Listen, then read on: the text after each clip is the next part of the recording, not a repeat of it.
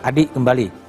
Seandainya apa yang dikatakan Benny kemudian dengan menunjukkan ijazahnya, apakah kasus ini juga akan selesai sebetulnya? Saya tidak terlampau yakin, sekalipun ijazahnya ditunjukkan yang asli, karena ini sudah terlanjur menjadi problematik dan kontroversial. Oleh karena itu, yang bisa menyelesaikan semua ini adalah persoalan hukum, bisa di Kapolda ataupun pengadilan yang saat ini sedang digugat. Karena hanya dengan cara itu semua persoalan ini selesai. Karena kalau bicara tentang klaim, kalau bicara tentang narasi, saya kira dua belah pihak akan terus membangun narasi-narasi yang paling kuat. Semua fotokopi legalisir yang dimunculkan di media sosial kan klaimnya paling benar, paling soheh, paling saling tunjuk satu sama yang lain, dan siapa yang paling salah. Argumentasi politik semacam ini, Bang, menurut saya nggak ada gunanya. Nggak ada gunanya. Sampai kiamat pun tidak akan dirawat terus ya? Akan dirawat terus. Tapi yang bisa memutus ini semua adalah persoalan hukum. Nanti hukum akan memutuskan siapa yang sebenarnya disebut asli, siapa yang disebut menfitnah, termasuk juga dianggap tidak. Sampai tahun 2029 nggak akan selesai ya? Tidak akan selesai. Ini akan panjang sepanjang-panjangnya. Itu yang saya tangkap. Baik Pak Suban, saya mau tanya, sebelum kasus gugatan perdata Anda disidangkan di PN Pusat, sudah ada nggak sih pertemuan dengan pihak kuasa hukumnya Gibran maupun KPU? Begini Pak, sebelum saya gugat ini, saya kasih somasi ke baik ke Gibran maupun ke KPU. Tapi diabaikan Pak. Diabaikan. Terus? Lalu saya gugat. Gitu habis waktunya gugat. Terus? Pertama saya gugat ke TUN untuk KPU-nya. Karena memang hukum acaranya begitu. Tapi saya kena dismissal di situ. Dismissal proses. Ya, karena udah lewat 90 hari. Dan itu sekaligus untuk mengunci di perkara ini. Karena kalau minta eksepsi absolut, nanti udah nggak ada pengadilan lagi untuk KPU. Maka pengadilannya ikut ke Gibran di pengadilan umum. Nah, saya juga pengen menjawab siapa yang diuntungkan untuk ini semua. Enggak, pertanyaan komunikasi selanjutnya apa sebelum sidang dimulai? Pertemuan dengan kuasa hukumnya Gibran? Jadi dalam sidang itu ada dikasih forum mediasi, Pak. Ada di forum mediasi itu seharusnya para prinsipal itu datang. Baik tergugat maupun penggugat. Nah, dalam permintaan saya di mediasi itu kan damai itu. Saya minta KPU dan Gibran minta maaf. Kedua mundur. Karena dalam mediasi tidak boleh menyentuh pokok perkara. Itu yang difasilitasi oleh pengadilan? Iya. Di luar pengadilan, apakah ada pertemuan? Ada pertemuan, tapi nggak terjadi perdamaian, Pak. Apa dipertemukan apanya? Ya, itu konsumsi pribadi aja, Pak. Jadi ada pertemuan informal? Ada, iya. Dan tidak dibuka untuk publik? Nggak bisa, Pak, itu. Baik. Karena itu di luar pengadilan. Di luar pengadilan, Mas Umam, kembali tadi ya, ini kan kemudian akan dirawat sampai, kalau Adi kan mungkin sampai 2029, dan Benny pun kemudian mengungkap, ya ini kenapa sih nggak diselesaikan aja gitu loh. Nah, kalau pandangan Mas Umam, kalau seandainya logikanya Benny itu kemudian dilakukan, ini juga case close atau tetap akan berkepanjangan sih sebenarnya? Saya pikir yang disampaikan oleh Pak Benny cukup logik ya. Ini kan sebenarnya sesuatu yang tidak terlalu kompleks. Kalau misal kemudian ditunjukkan ke publik, atau kalau misal kita menggunakan logika hukum, ya dibawa saja ke proses pengadilan, sehingga kemudian ada pembuktian yang sifatnya memang legal formalnya itu sudah bisa menjadi patokan bersama, sehingga kemudian tidak menjadi sebuah hal-hal yang selalu repetitif, kemudian mengoyak konsentrasi publik, kemudian dinamika politik juga menjadi tidak produktif dan sebagainya. Nah, oleh karena itu Mas, kalau misal kemudian apa yang dilakukan oleh Pak Asrul Sani itu menjadi, let's say, jurisprudensi, let's say menjadi hal yang kemudian bisa menjelaskan tabayun secara clear ya, sehingga kemudian asbabul wurudnya itu bisa dijelaskan secara terbuka. Kalau misal itu bisa dilakukan, saya pikir Pak Jokowi juga berhak hidup tenang, nggak ada bayang-bayang omongan-omongan dari sekitar, dari masyarakat yang barangkali sekarang sudah terbelah, modelnya like and dislike. Padahal ini kan hal sederhana, ditunjukkan, dibuktikan. Saya pikir sesuatu yang cukup sederhana. Kalau misal itu dilakukan lagi, energi politik kita bisa kita gunakan pada hal yang jauh lebih bermanfaat ke depan. Kita coba dengar ya pernyataan dari Ade Armando, ya juga dari PSI soal kontroversi soal ijazah.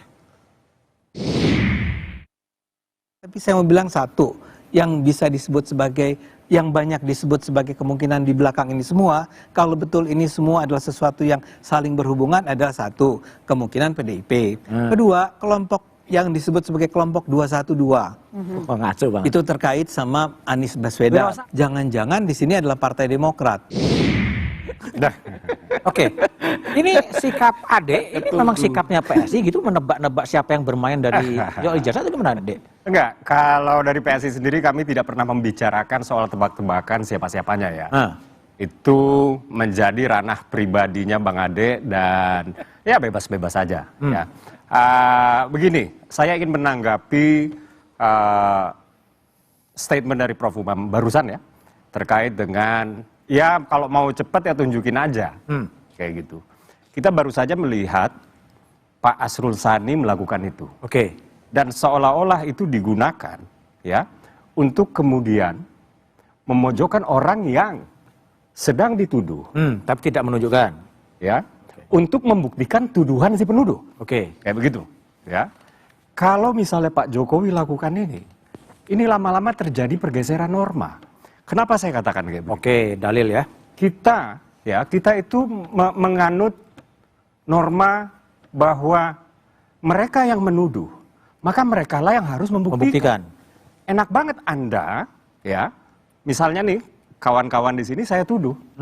Lalu saya bilang, buktikan dong tuduhan saya salah. Nggak begitu logikanya. Gitu. Jadi, jangan mau, ya, nanti lama-lama ini jadi presiden. Dan kita sudah melihat apa yang dilakukan oleh Pak Asrul Sani, ini digunakan sebagai presiden untuk nge-push, dalam hal ini adalah kubu Pak Jokowi, untuk menunjukkan yang asli. Pak Jokowi nggak masalah ya untuk menunjukkan yang asli, ya, asalkan itu di ruang yang tepat. Gitu. Ruang yang tepat itu seperti apa misalnya? Oke, baik. Ruang yang tepat itu misalnya di pengadilan. Di pengadilan, oke. Ya. Kalau tadi omongannya Bang Ade itu gimana? Ada PDIP, ada 212, ada kemudian juga Demokrat, itu gimana? Ya kalau memang Ade Armando itu dianggap representasi pribadinya, mestinya harus diingatkan juga. Karena wajah Ade Armando itu ada dua wajah. Wajah Cokro TV, yang kedua PSI. Tidak ada wajah yang lain. Karena pernyataan ini tidak ada teguran, tidak ada evaluasi. Publik itu mengamini seakan-akan Ade Armando mewakili PSI. secara keseluruhan suasana batin PSI.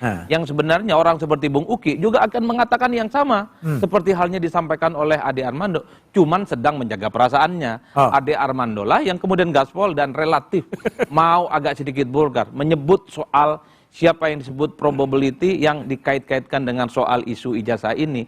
Itulah yang saya sebut, kalau memang Ade Armando ini offset, tidak mewakili partai, diingatkan dong, jangan diulang-ulang. Karena sampai hari ini tidak ada ingatan-ingatan yang terkait dengan bahwa Ade Armando itu dianggap sebagai sesuatu melampaui kewenangannya sebagai. Jadi menurut Anda yang diuntungkan siapa sih sebenarnya? Kalau mau jujur, yang diuntungkan itu Pak Jokowi sama Gibran. 10 bulan ini nggak ada tema lain selain Jokowi dengan Gibran, Pak. Teman-teman, mari kita cek, tanya ke Pak Prabowo diuntungkan nggak? Per hari ini yang saya khawatirkan, program-program populis rakyat yang dibuat oleh pemerintah itu tidak mendapatkan exposure yang cukup luar biasa, Bang. Kan MBG itu adalah program yang sangat strategis loh. Ribuan dan bahkan jutaan target adik-adik kita mendapatkan makanan yang bergizi. Soal koperasi Desa Merah Putih ingin membangun ekosistem ekonomi di desa, nggak diomongkan, Bang, ini barang. Umam tadi sudah ngomong, ayolah bicara tentang hal-hal yang sifatnya produktif, soal infrastruktur, soal bagaimana interkoneksi antara satu wilayah-wilayah dengan yang lain. Jadi Prabowo dirugikan? Kalau mau kita mau jujur, pembicaraan terkait dengan program strategis per hari ini itu menenggelamkan program-program strategis pemerintah. Dulu kita sering mendengarkan bagaimana pidato politik presiden di luar negeri, bagaimana wajah Indonesia semakin tampil di forum-forum internasional, tapi daya tahan beritanya paling lama seminggu, Bang. Back to hitoh, ijazah lagi, Jokowi lagi, Gibran lagi, Solo lagi. Dulu, Bang Budiman, dulu saya sempat ngomong kayak gini, waktu awal-awal kasus ijazah ini dipersoalkan. Saya ngomong, nggak produktif soal ini, nggak bagus ngomong soal isu ijazah yang menurut saya tidak memiliki impact apapun ke belakang, tidak akan mengeliminir apa yang sudah dilakukan oleh Pak Jokowi. Tapi pasti tuduhannya, ini pasti termol jilid baru. Itulah yang saya sebut, sangat mensimplifikasi dan tuduhan-tuduhannya. Nah ketika Bung Umam misalnya, ayo long, seperti Arsul Sani, pasti akan disebut, ini bagian dari kelompok yang ingin supaya Pak Jokowi menunjukkan aslinya.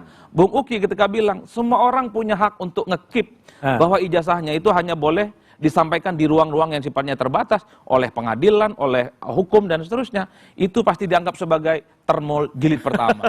Kan itu yang kemudian baik. kita. Apakah kemudian soal ijazah ini akan bereskalasi menuju 2029? Kita jawab setelah jeda berikut ini.